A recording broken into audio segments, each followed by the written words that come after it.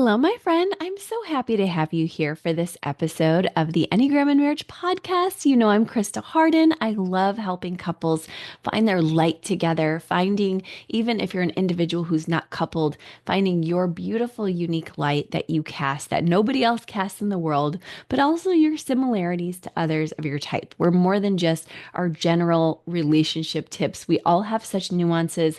And today we're looking beyond stereotypes in the Enneagram. We're breaking down Enneagram misconceptions, mistyping. And if you still don't know your type, or if you think you might be typed wrongly, this is a great episode for you. I also want to welcome you into our Enneagram and Marriage coaching and masterclass certification that starts this January 30th. It's a great time for you to get some time together with others to talk about these possible misconceptions with you, your clients, or your spouse. You don't have to be a coach to take it, but if you do decide to take it and become a coach, I have a wonderful opportunity for you to become one of our affiliates and to have your Enneagram and Marriage badge. You're certified. I love supporting our coaches. I love having them on the podcast. I love our monthly ongoing group meetings that we have every single month to talk out our cases, our lives, learn more together. Those are all free, and I just love providing that space for my people. So if you would like to be part of that, we have a special right now. Use the code marriage for $500 off. It's a great deal. I hope to see you. And we also have it recorded if you can't make the meetings. So super excited to help people, to help couples this year. And maybe that's you. Now, as we get into this episode about mistypes, I want to remind you that just this Monday, we've done an episode to help people who are already in that space of, I just want to know my basic type. I don't know it, and I need to figure that out. At the onset of the episode, I go through the different groups you might be in. I talk about the centers of intelligence, the harmony groups, the harmonic groups. I go through all the 9 types at the end of the episode just to give you the sense for what are each type's issues. And I want to welcome you to enneagramandmarriage.com as well, where I have a freebie typing guide so that you can even look with me with your eyes. Some of you are more visual than audio. And so we have that. We also welcome you to truity.com for the test. They have a pie chart, and I love to give you lots of ways you can find your type. And then when you get to that most likely type, that's probably you. And you can sit with that pattern at least for a while to see. Or as the guest we had on, which was such a wonderful opportunity, Dr. Dan Siegel, who has researched the Enneagram for decades, says we may have more than one type pattern going on, and that's okay too. But let's talk a little bit about some misconceptions of each of the types. We have types 1 through 9 in the Enneagram, as you probably know, and we do need to help you to remember that motivation matters more than behavior. So if you're thinking through which type does what, and how does it display, look less at how it displays and more about why we do things. And also notice core patterns more than just learned behaviors from a culture. Also understand the role of nature and nurture is complex, right? Sometimes we have a gift, typically we do, and sometimes that's probably through epigenetics, things that have passed down to us through our family lens over centuries or decades at least. And we also have nurture where the environment we grew up in really shapes us to be more of a certain type. So if you grew up in a household with a lot of type 1 energy or body type energy, you're probably going to have somewhat more of a justice orientation, even if you have another type at your depth, at your core motivation. So I'll go through those core motivations really quick so that you can have a chance to walk yourself through just what are my motivations if I am, this type versus that type, and that could help you right there. So I'm just going to give you some deep, quick, dirty little, concepts. You can go deeper, much, much deeper in one of my Enneagram and marriage typing guides. So this is just your quick and dirty, but again, there are deeper dives if you need. So the improver type 1 is the one who refines, and their motivation is to do the right thing. If that's the most important to you, you might be a 1. The nurture type 2, the giver, the helper, this person wants to give love. They want to give of themselves really deeply, and they don't want to be rejected. The type three, the achiever or performer, really wants to make sure they can create success and give to their people through performance. And they feel like that will be the best way to get love. The four, the romantic or the creative artist, is good at deepening connections. Their motivation is to make sure that everyone knows their authenticity, that they're unique, and they feel that's the way to love. If you're a five, the observer or researcher, you seek to understand and you really want to feel competent through your understanding. Your deepest core need is to feel that competency. The six, the loyalist, needs to avoid their fears and wants to step into their wonderful courage, but they really need to create security for that to happen. And they work very hard on their planning in order to make that happen. Now, the seven is the adventurer, the enthusiast. They bring joy. They love building systems. They love to constantly be on the move, but they are going to be much more positively focused because for them, the feelings of pain are just especially emotional pain, feel like they will keep them captive and they won't have freedom. I'm getting tongue tied. That's my type. So you already know that.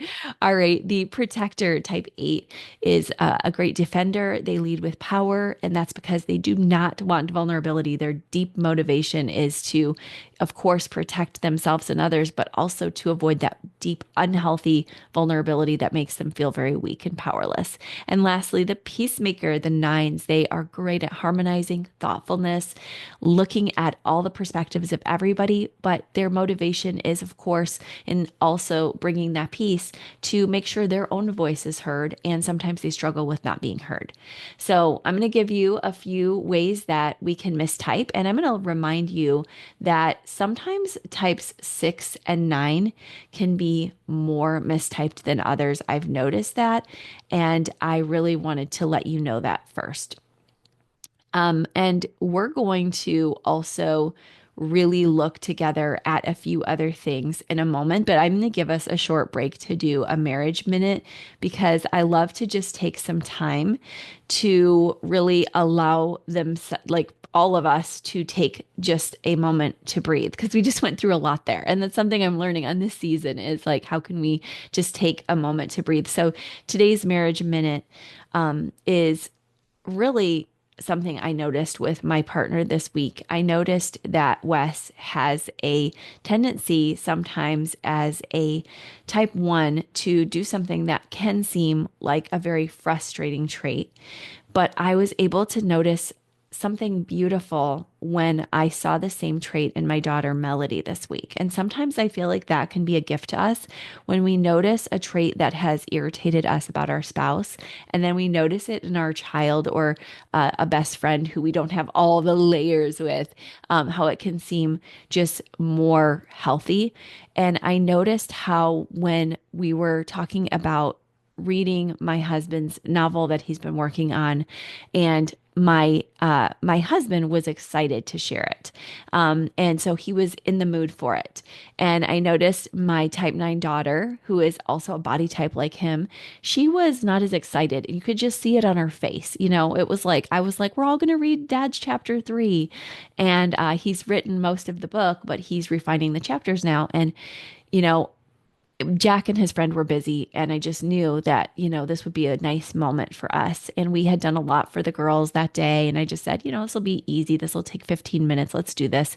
And she was agreeable to it, but it was just in her face, this body type of like, and maybe this is even helping you with your mistyping. She's like, like something's not right. And my type 4 daughter, who's more of an idealist, dreamy artist, of course, we're reading art. She's like, oh, Dad, this is amazing. Like, you're the best. And yes, let's read it. Afterwards, she's cooing. She's all over it. And Melody was more, I would say critical, but it wasn't at all mean-spirited. But just from the moment she heard about the book reading to through the book reading, making a comment that, she teased him. She's like, oh, I know this character was named after your best friend. And this is a Freudian moment where you're actually mad at your best friend. And it was just so silly, but she was challenging.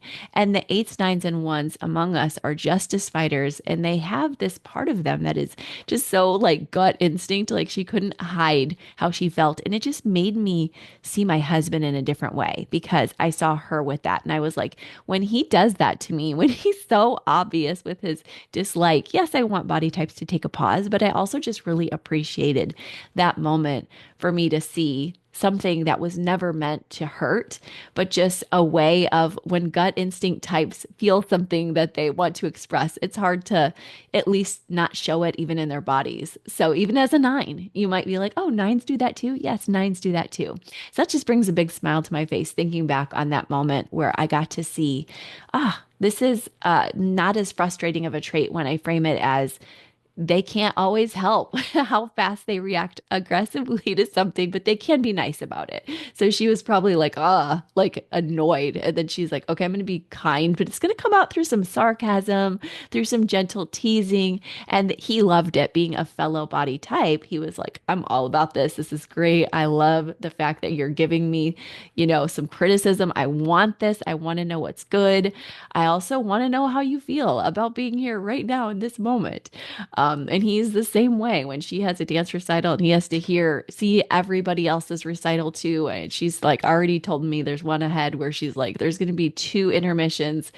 I know that's going to be hard for him. We'll probably go in the lobby during some of the intermission or even stay out a little longer and throw a football with my son. It's like these body types, guys. So hopefully we just helped you smile, laugh, think of someone you know.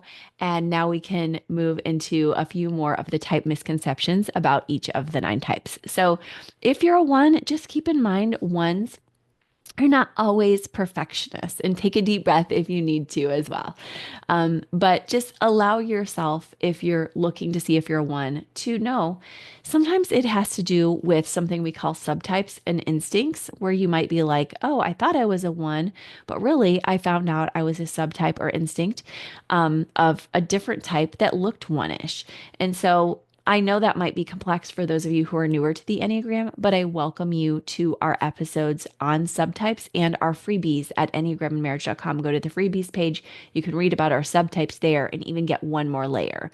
So it could be because you've, thought you weren't a one, but you ended up being the self-pres one who is a bit more inner perfectionist and not perfectionistic on others that you mistyped. But also know ones can be spontaneous and playful when they're healthy. They have a seven arrow, and know that their anger isn't always that obvious. So you might be always picturing a one who is like, I am upset, sort of like what I just said, really difficult to hide, but really understand ones can be super playful. They're not always perfectionists. Their anger isn't always obvious, but they do want to do that right thing. Let's go back to that core motivation. With twos, they're not always outwardly helpful, especially the self-pres two, which wants to be taken care of. Once again, that's a subtype. Go to my guide or episodes on subtypes for that.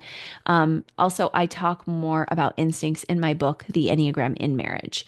But twos can have strong boundaries. Sometimes a two has done their work, and so you might be thinking, but twos don't have good boundaries or they don't do self-care very well. But a lot of twos have done some growing. So if your two is past age 30 or any of these types that we're talking about, they've probably done a lot of their work and they're not as unhealthy. And they're not always extroverted or emotionally expressive or positive because they have an eight arrow and they can be quite upset, aggressive, assertive when they need to be, or maybe even when they've not had self-care. So the three. Sometimes when we think of this achiever performer, we think of them as always being career focused, and that's not always the case. They can be deeply authentic. They can head to their nine space and just chill like nobody's business sometimes. And success looks different for each three. So you may say, I know a three, but they're not that successful. Well, maybe they aren't with a vocation, but they are with other things. You've never maybe been in their home, and maybe that's you. And you're like, I don't feel that successful. Maybe you're in school and you're on your uprising. So allow yourself to look back at that motivation of, do I feel like I need to be loved? Is this my gift too? Do I feel like I need to be loved through my service and through my performance? And then is that my struggle? And do I also just have some beautiful gifts of achieving and performing? Then you're probably a three. So look at that. And again, look at the subtypes, etc. If you're a four, know that fours are not always artistic or dramatic. And sometimes we can make the mistake of saying that they are, but really looking at that lens of, am I unique? Am I special? And do I go to the depths, spend my time in melancholy thought? Can I be doing inhibited? That's a whole other lens we could look at. They can be very practical. Their authenticity can show up differently than expected. And so, just really, I've learned that, especially about some of my male four clients. Some of them are not in the architectural field or design. Sometimes they're using rhetoric and speaking, and maybe they're not in any kind of a field of artistry, but they are passionate people who maybe are not dramatic, but quietly passionate. So again, looking at subtypes can help as well. So don't forget the subtype guide on my website. Type five, this is a type that's not always intellectual or academic, but they still like to research. They still like to observe. They can maybe be good at trivia. Maybe it's maps that they're good at, though. Maybe it's something else entirely. It doesn't even mean you have to be a specialist. It just means that you are good at planning, looking deep, taking a long time. You fear not being competent. You love observing, researching. You like hanging back sometimes to save your energy. They can be more emotionally aware. It's not as common, but they can be. And knowledge seeking varies by subject. So those are some things to think about with you as a five or with other fives. And no, fives have their distinct subtypes as well in my subtype guide. Type six, they're not just anxious, right? They have so many moments of courage. So please know that some of our sixes are even what we call a counterphobic six. And instead of fighting their fears with this phobia and staying away, sometimes they do a counterattack. Sometimes a person has both the phobic six and the counterphobic six inside of them. I've done a study on that with a client of mine, Venetia, who volunteered herself on my type six highlight on Instagram if you want to visit that. But there's so many great episodes where we've talked to sixes. Heather is a great example on my sixth episode, Heather Richmond, and so many others as well that you can check out for just further learning more about this complex type. They can be incredibly courageous, though, and loyalty can show up in different ways. Again, subtypes matter. Type sevens. I love talking about these misconceptions because I feel like over as I've gotten older, especially, I've really fit more of these. Like you would almost not know I was a seven sometimes, but sevens are not always party people. Often in their younger years, they are. I definitely was, hugely so, but not even in the elementary years. Sometimes we even have this soul child theory. You might have heard Michael Shahan talk about on our podcast a while ago, where he talks about the soul child theory that some of us, like sevens, have a line to five. So as a child, I was quieter, but very creative and introspective and systems building. And then I entered the party years and the natural seven kind of look and went back to some of the five behaviors. But again, sevens can be very deep and focused, and joy comes in many forms. So they may have the joy of just reading a book. And for me, it's a very joyful thing to have my computer nearby, a drink. We love to be satisfied. Sometimes we feel we're never satisfied. To have my family nearby laughing, but I'm sort of working on a project. And we just have so much kinetic movement energy that our minds want to be working like that, or I want to be on a hill or traveling on a mountain with my family. If you read my book, you know that. So there's so many ways sevens are moving, but also can be very focused and want that constant satisfaction so they don't have to deal with the deeper anxieties. So doing our emotional work helps. Now, eights, they're not always loud and confrontational. And that can be something that people overly stereotype about eights. They can be tender and protective and so passionate. I just had an eight this week say, I want to marry him. And it was really a fun moment to just walk through with her passion.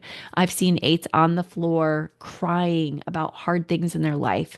Their strength can show differently in different situations. Some of them are going to have those different wings where the eight wing seven is more vibrantly passionate and maybe more in your face. The eight wing nine is more subdued, but still very strong and gritty and stoic. And the subtypes also matter. Again, so go to my subtype guide. And nines are not just peaceful mediators. Again, you heard me in the marriage minutes part. Give a little synopsis of what it's like to have a peacemaking nine in the family. Sometimes there's a witty comment thrown out because they're also gut types and they can be powerful change makers. We have actually learned that many of the previous presidents have been nines, if not most. They also have strong opinions and preferences underneath. And so they like finding their voice through their body work or having somebody else find their voice with them to help them. Of course, you have to do your work yourself, but they love when somebody helps pave the way. Sometimes they marry an eight or a three for that reason because they're like, thank you for giving me my voice back when so many people are constantly trying to take it. And then they have to navigate that wildfire together, if you will, because it still happens. And nines, you also relate with every type. So it's a little harder to find, but keep remembering if your motivation is to bring harmony, if your motivation is to avoid not being heard, these are things that you can probably really notice about yourself and continue to explore that pattern. Also, remember that health levels matter more than your base type. So, again, you might see somebody after their 30s and you're like, okay, they've done some growth work and I can't tell as much. So, you'd have to ask some personal questions like, what are your core fears and motivations? Or ask this of yourself if you've done a lot of self work already. And you can read my book, The Enneagram in Marriage, Your Guide to Thriving Together in Your Unique Pairing, if you want to look at health levels in depth relationally. So you might say, my spouse thinks they're super healthy because they're moving and running all the time, and they're a type 8, 3, or 7, I think. But you can dig deeper into my book to see what each type looks like at levels of unhealth. You can remember again that the integration and disintegration isn't always linear, that you might have different moments in your life where you just had more stress, like around the time you had a baby or a divorce or a loss, where you felt like, ooh, some of those worse, harder traits came out then. So just remember that there's time. You do not have to come up with it all at once. Just give yourself some time to look at one or two patterns here with me and allow yourself a nice deep breath as the episode ends and a pause. Which one of these types do you resonate most with? Which one of these types do you want to learn more about? Thank you so much for being here with me today. You know, my coaching certification is for you. If you are somebody who wants to learn on a much deeper dive level, don't forget to use the code marriage for 500 off. Everything is for you in the show notes, as well as Monday's episode, where we also walk through the types by different triads. I look forward to talking to you soon, and thank you so much for joining me. All right, bye bye.